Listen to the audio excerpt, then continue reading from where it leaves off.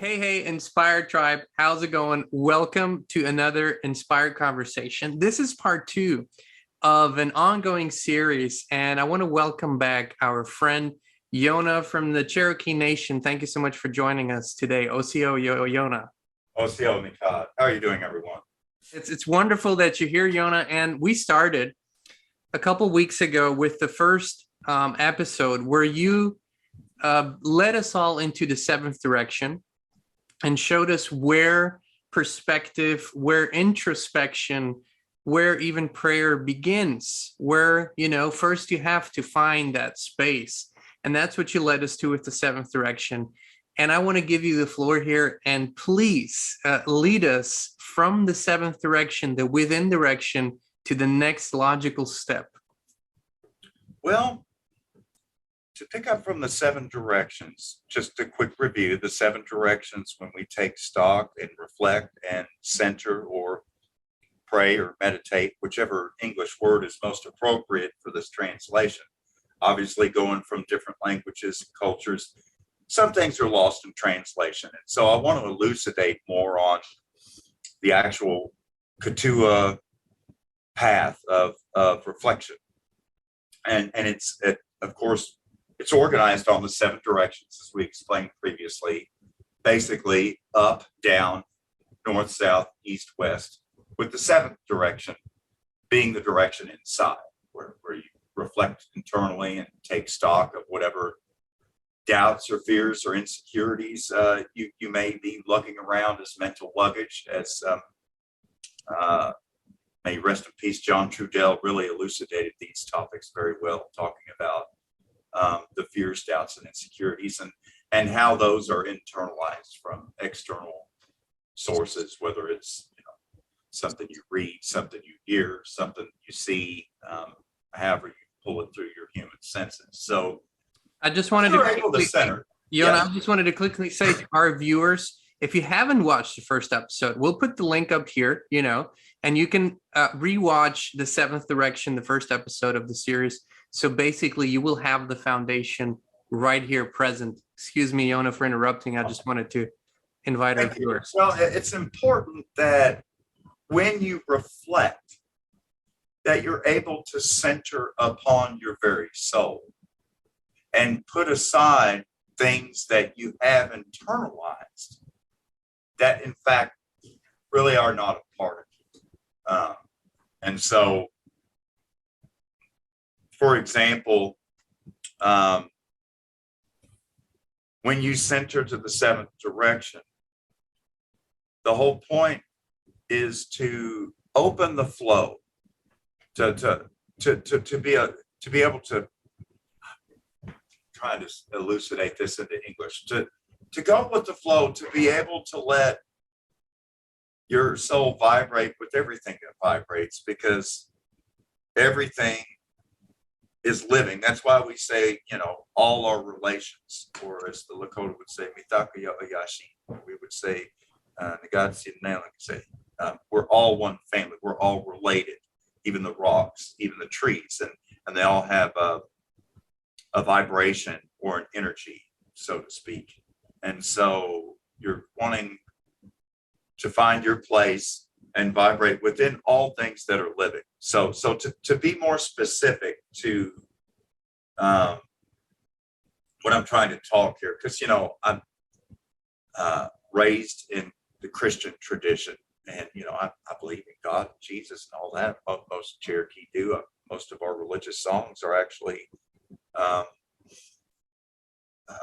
thanks to the Moravian missionaries. There's a lot of Christian hymnals that we sing in Cherokee, many of which were actually sung on the Trail of Tears when we were concentrated into camps under the orders of President Andrew Jackson, which I think that's the first time you ever see it written on paper, where they say that all the Cherokee must be concentrated into camps for removal to Oklahoma.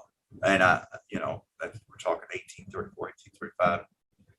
That was Red Clay, Tennessee, near Chattanooga. I'm sorry. And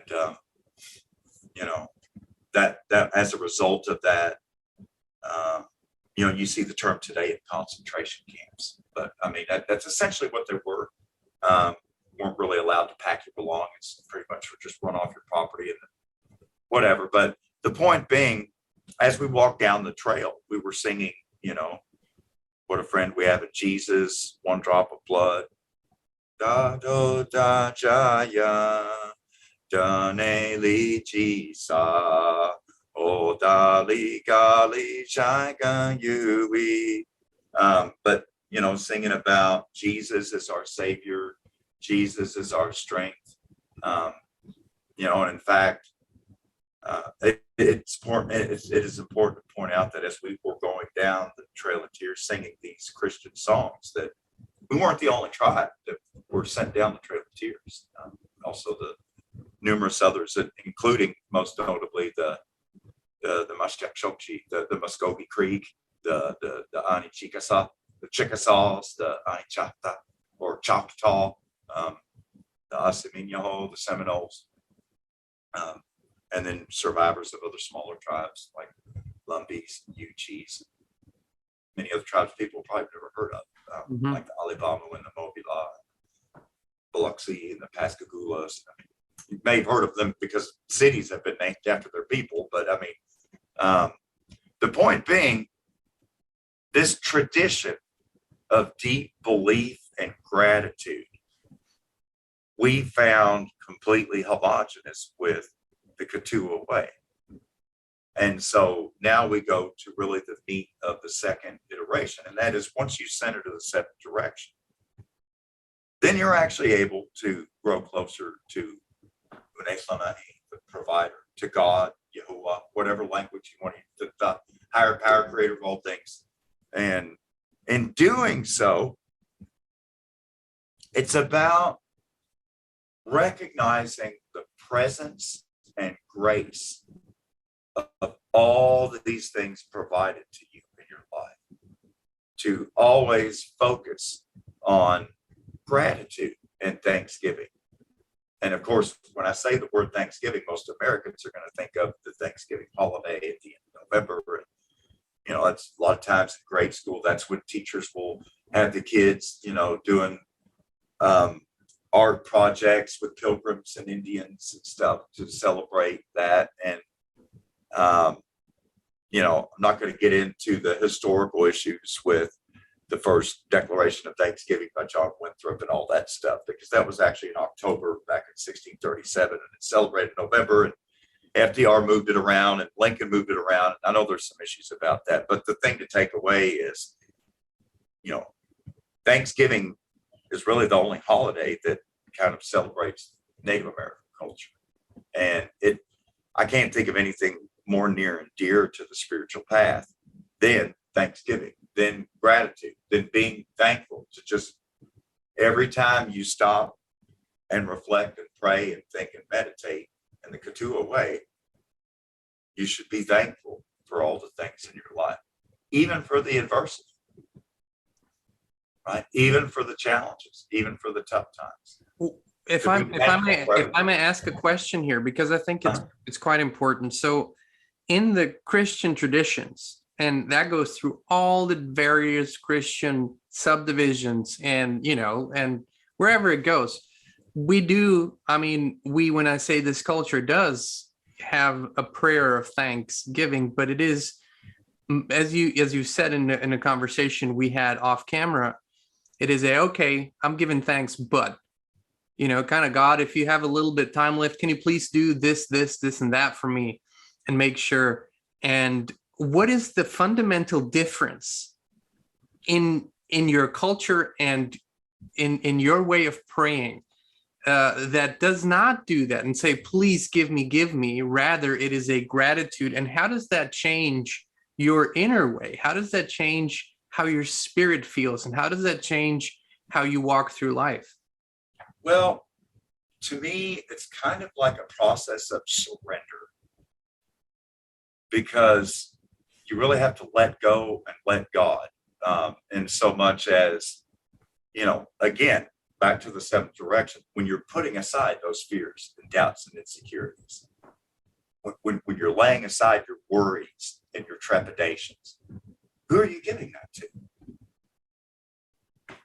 Right? You're trusting in him. It's like when you fall backwards and wait to be caught. It's rather than saying, "Oh Lord, I'm falling backwards. Will you please catch me?" We just say, "I'm so thankful that the Lord has always caught me every time." So maybe it's the same. I don't know. I don't know. Differently. I think it's about surrender and trust. That trust in the Lord, because when we set aside praying to the inside direction, and when we set aside these fears, doubts, and insecurities, and just focus on the grace and presence of all the Lord's works in our life at that very moment, and just give tremendous thanks to the Lord for everything that's happening, and that everything that's already happened, then you have that trust in the Lord. You don't have to look over your shoulder to see whether or not he's going to catch you. He's already caught you 3 or 4 times today. You didn't even realize it. So it's about being perceptive to the presence of God's grace in your life every day, to be constantly grateful and thankful, and more importantly, to see your role within that, so that it's not an essence of entitlement of I've done this good work and I'm paying it forward, and so now karma's going to redirect it to me. Rather, it's looking at your role within the greater group. I'm not speaking of the greater collective good or collectivism. I'm talking about what is your relationship in your family with your brothers, your sisters, your parents, at work with your co-workers and superiors and subordinates, and how are you able to enhance the love and the peace and the beauty of life and everyone else's lives throughout your relationships? That would be an example of, because most people know that. Take for example Christmas time, when you exchange gifts. Obviously everyone loves to open gifts, but there's something special when you bought a gift for a little child or something, and you've got the cameras out and everything, and you're just waiting to see the look on their face when they open the gift that you went out and poured over and shopped for. Or maybe it's something that you went to the tool shed and carved yourself. Maybe it's something that you knit yourself. Either way, to see the look on their face when they receive your gift, right? It's called the gift of giving. Only those who your love smile spread to other people's faces. Only those who love understand that. Those who love get rich in the process of giving. Yeah. And so again, it's about trust. It's about surrendering your pain and surrendering your suffering, and trusting in the Lord to know through your awareness and consciousness of the constant grace and presence in your life of all of these gifts being provided to you. And so in that regard, all we need is to trust in the Lord. We don't need any money. We don't need any coins. We don't need anything. We've trusted in the Lord and been able to live off of nothing but the bounty of the land and the gifts of God. Really, until Henry James Timberlake and what's his name? Fleming, the other guy. There were 2 parties that first visited the Cherokee, and that's when they got into the trade and all that, buckskins. We'll get into that in a later iteration, talking about economy and history and everything. But it really is about surrender and trust. And so that's why I think, the first Christian missionaries, when they visited the Cherokee, were just amazed that, we believe in a Trinity. We believe in honoring all life and the Holy Spirit. And for us, this is the Garden of Eden. The Smoky Mountains in Tennessee and North Carolina is literally paradise on earth to us. And the highest point on the Smoky Mountains, on top of Old Smoky, it's literally called Clingman's Dome. There's an observation up there. And according to our tradition, that's where our first sacred fire was ever lit. And by tradition, the sacred fire is first lit atop the mountain on top of Old Smoky, and then it's passed to every single other sacred fire and ceremonial ground throughout the Cherokee Nation, which is now, of course, spread beyond the Mississippi because of our diaspora in 1836. You mentioned a word that we hear a lot in connection with the Native culture. That's the word ceremony. Can you elaborate a little bit from your perspective, what the difference between what we perceive to be prayer and what ceremony is, and how that connects, and if it's just semantics or if it is really something different? Because it appears to me that when I listen to you, when I listen of the history of your people, that every day was a continuous prayer and every action was basically in prayer. And we perceive this today as a separate thing when really living like that. But how does ceremony come in, and what does ceremony, what's the significance of that word, and what does it mean for your people? Well, ceremonial processions and different ceremonies are typically organized according to the growing season of corn and other equinoxes. And so, it's a very, very fastidious occasion. I mean, it's, I'm trying to think of something. If anyone's ever been to like a powwow where you have the great procession,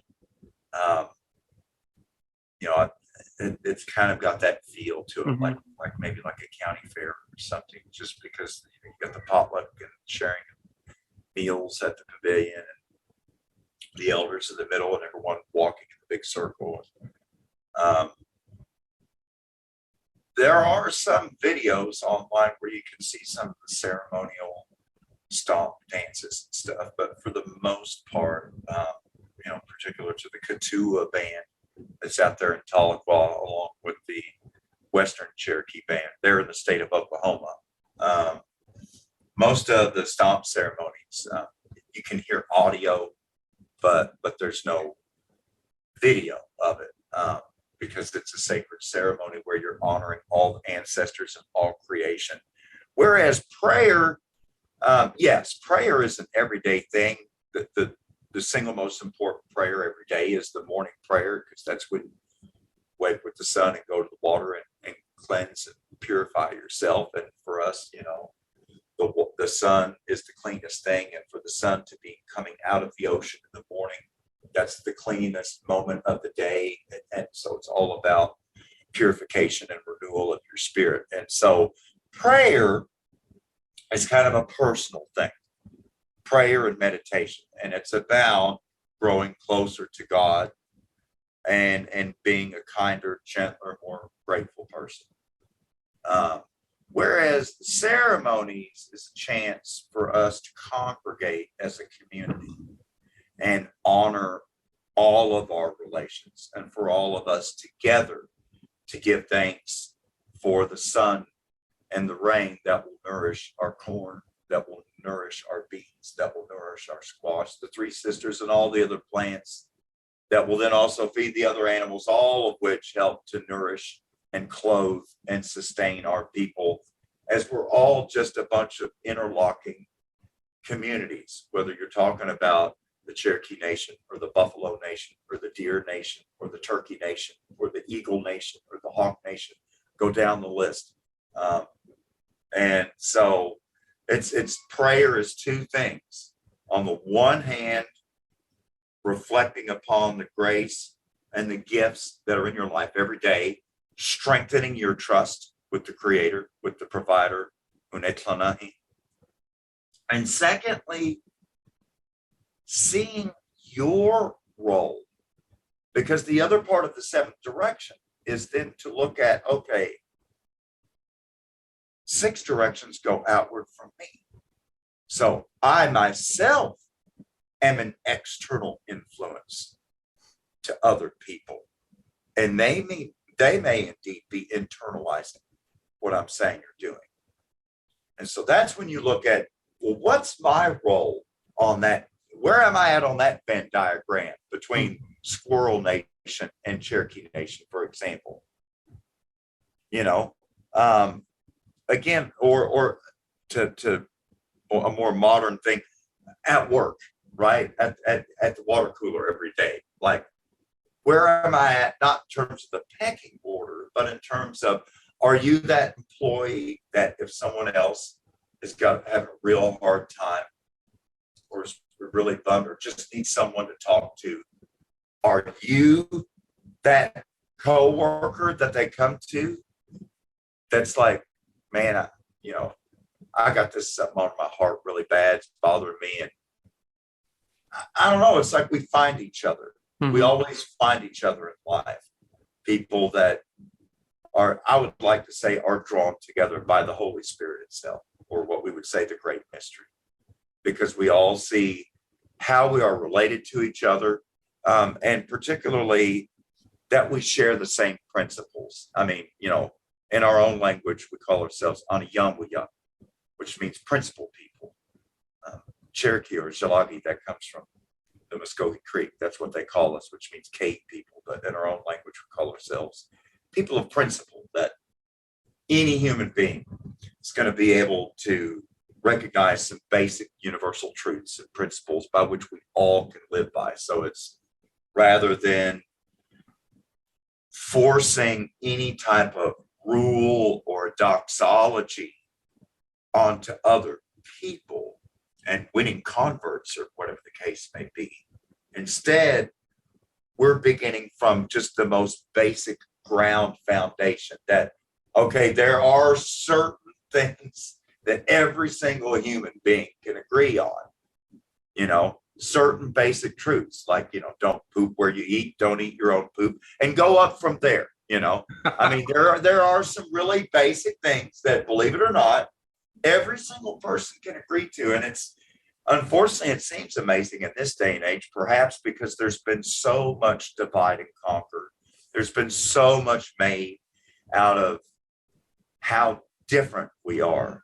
And, I would refer to what former Lakota elder Russell Means said, that anyone born in the Western Hemisphere today is a Native American. You're native to America. And, I've studied many languages in my life. I don't know of any particular country or language called Black. I know of Zulu and Mandingo and, Wolof and Swahili. There's all these different languages. I don't know of any country on the earth called White, where the people speak this language called White. I mean, there's Irish Gaelic, there's Spanish, there's Portuguese, there's Italian, And so for me, now is the time, particularly in this day and age of divide and conquer and divisiveness and otherism, trying to further disambiguate people based upon your tribal affiliation or your medical status or your inoculation status. There are so many things being used to divide people. And I would like to think there's so much more that we all have in common as one loving species. And the greatest strength of the human being as a species is when we cooperate and work together, because a lot of habitats, there's a lot of ecosystems today where indigenous and aboriginal tribal peoples live, but they're not the top of the food chain. I mean, I taught English down in La Gran Patria in Ecuador, and I got to visit some of those areas where, I mean, you got crocodiles, caimans, and piranha fish, and poisonous snakes, poisonous spiders, all the stuff going across the Amazon, and yet they're able to live amongst that. But it takes close cooperation with people. And so, again, I see the common denominator to all of this as being able to reflect inside. and to first put aside and analyze what you may have internalized from what you perceive through reading, writing, seeing, hearing, touching, tasting, and to see how that's affecting your soul. But then when you're done with that, you can then give thanks. Hopefully you can then be even more aware and perceptive to all the presence of God in your life to strengthen your trust with God. And then at last to analyze what type of influence, what type of role are you playing in the lives of your fellow coworkers, in the lives of your own personal family? What kind of neighbor are to your neighbor? Do you know your neighbor? Do you talk to your neighbor? And unfortunately, Jean, I feel like today, particularly after the last 2 years of stay at home, shelter in place, bans on congregational worship, which is still rather puzzling to me because, when William Bradford landed the Mayflower at Plymouth Rock, I kind of thought one of the bedrock foundational issues that defines the American people today is the separation of church and state. So it is still rather mind-numbing for me to wrap my head around the fact that the gambling parlors, the liquor stores, and the sex shops and everything all stayed open here locally. But you were not allowed to congregate in a church and pray and have ceremonies and I'm not trying to be political about it. I'm just stating facts. No, you're stating facts. And we need to congregate. We need to be here for each other. We are each other's keeper. We are each other's moral support. We are each other's sounding boards, as it were. And, the denial of congregational worship has been a form of abuse for a lot of Christians, I find. And I don't find that Zoom and other remote ways, it's just not quite the same tingly feeling when you're there in the presence of others, celebrating the sacred word, or, it just gives me goosebumps now to talk about it. It's because it's just something about ceremony and congregational worship where you literally, the vibes are just going through you. I've got goose flesh all over just thinking about it because it's such a beautiful thing. Even if you don't sing in tune, right? Even if you don't sing at all. It's just something about the spirit in the air. And for us, it's our ancestors. I want to actually, for today, as a conclusion, because when I listen to you, and one thing that is so beautiful listening to you is knowing a little bit about your story, that on the one side, you are Cherokee, one side of your parents. On the other side, you are European Catholic, Christian. And when I hear you talk and you interchangeably use the term, the good Lord or the great creator, recognizing it is one and the same thing. Yes. And there is no internal struggle that I feel when you talk about this. And actually, I would like to invite you as a conclusion today, and we don't have to go too deep, but a lot of our viewers subscribe to different belief systems and different religions. And it feels to me like you're always building a beautiful bridge. And when I look at what the peacemaker said, and when I look at what Jesus Christ said, and when I look at the great law of the good mind, and when I look at the 10 Commandments, I don't see a whole lot of difference there, you see. And I think it's the human need for control over other groups of people that might have created a lot of difference. But when we look at the essence, how can we build a bridge between the religion of your people and the Christian religions today, and actually recognize that we have so much more in common than we think, and that we could actually, come together and see how much we can benefit from each other and learn from each other? Well, it's interesting. I would disambiguate between spirituality and spiritual path and religion per se. simply from the aspect of evangelization and proselytization.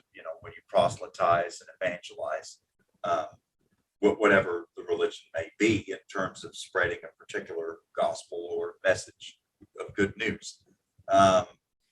Kituwa, or the Cherokee way, is really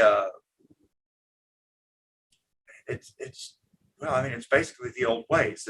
It's the old path. It's the original spiritual path. And so for us,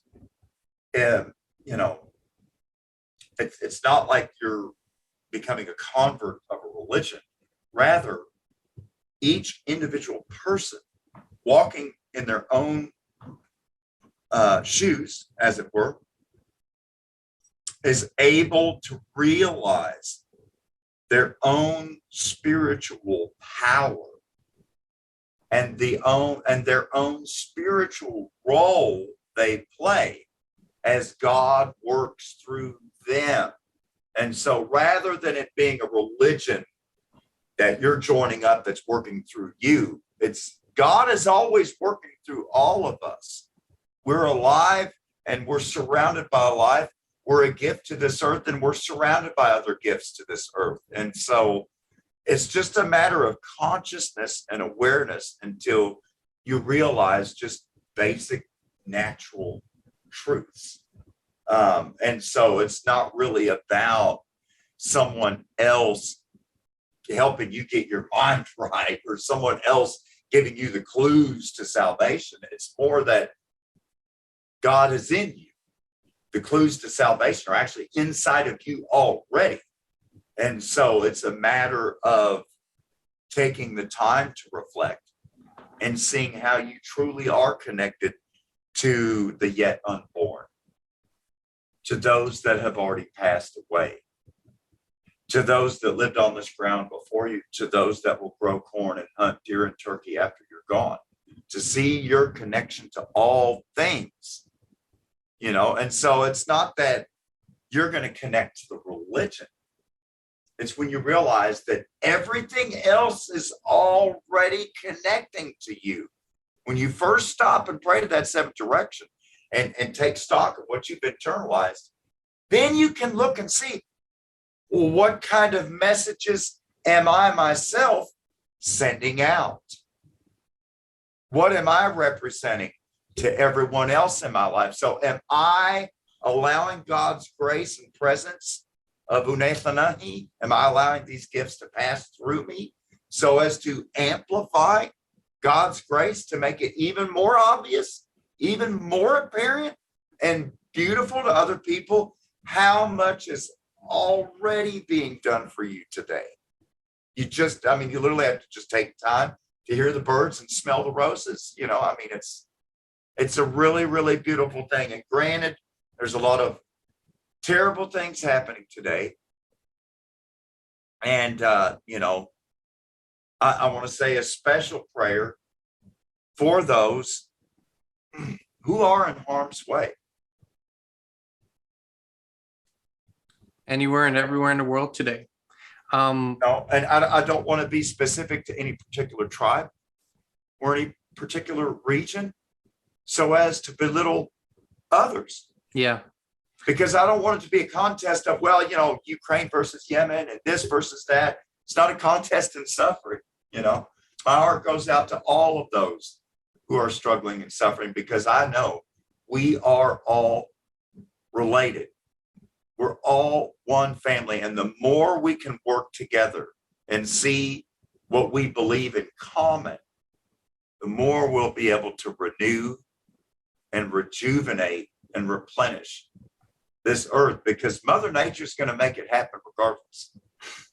And so we can work with God or not, but realize that God's always working through all of us, or as I like to say, yonaaniwodi, the great provider.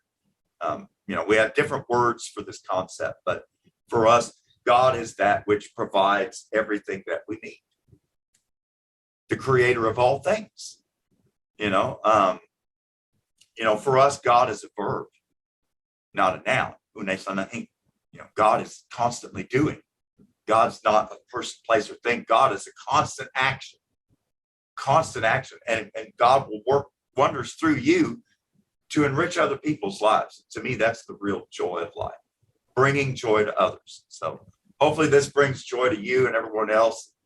I'm really looking forward to the next time when we can get more into the ubiquitous nature of Native American culture and cuisine and everything, and how ubiquitous it is to what we consider Americana. Even things like the Bill of Rights and the Constitution, to the economy and language and everything. And so I'm looking forward to that, because I think you'll be surprised. Oh yeah, surprised. Same here. I'm very much looking forward. I also wanted to let those know who, like you say, are suffering or in harm's way, that are not attached to a specific reason or a region or a conflict. But I know a lot of people are suffering in silence, in their own quiet space, and maybe even not noticed by others. As Yona said, the great spirit, the great creator, the great mystery, it always connects with you. It's always us that disconnect ourselves from it. And so as the day begins with the seventh direction and it ends with the seventh direction, and hopefully we will learn to live it in the seventh and with and through the seventh direction, I just want to let you all know that this is available to all of us. It is not a few chosen, enlightened few. It's available to all of us. And this is what Yona has been saying through the last two episodes here, really, that this is something that each and every one has access to, and it's actually our nature. So I just want to invite you to let yourself off the hook and surrender to this great power that is available to all of us. Yona, I want to thank you from the bottom of my heart. Kristin and I thank you for taking the time. For there's so much wisdom and knowledge and love that you bring to the Inspire channel and this beautiful tribe. I want to thank you very much. Tribe, I want to thank you all. And as Yona said, we will come back, right? We have a lot of ground to cover. And I said it before, there is absolutely no limit to how long we can do this, because there's so much that we can learn. And for me, just from the few conversations we've had so far, I feel so enriched. My perspective has broadened again. And I just want to thank you for this gift, Yona. Thank you very much.